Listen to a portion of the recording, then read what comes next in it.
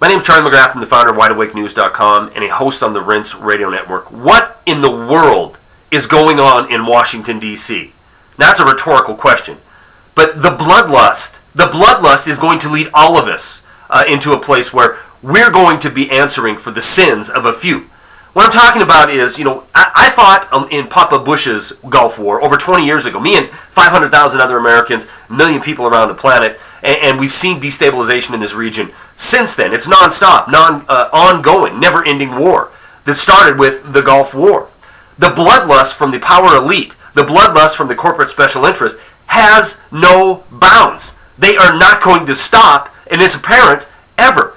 We have Hillary Clinton come out after we provided air cover for what we now know was Al-Qaeda operatives, these people we're supposed to fear, inside of Libya to butcher Muammar Gaddafi.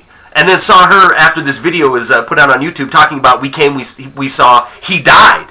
This isn't my representative. I don't want the Secretary of the United States of America, my representative to other nations of the world, to be out there talking like some kind of gangster thug. We came, we saw, he died.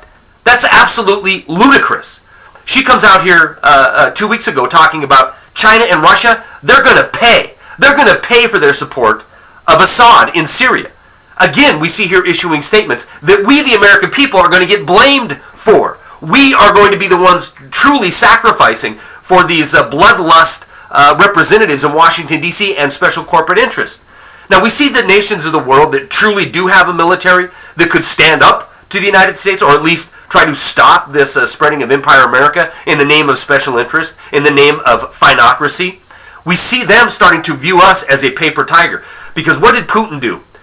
5 days after Hillary Clinton issued this threat, you're going to pay for your support of Assad.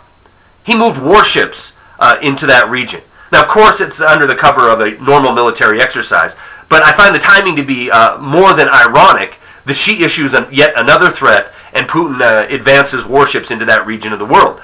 If you look at the headlines today, it shows the Americans are now sending submarines, more warcraft, into that region of the world as well.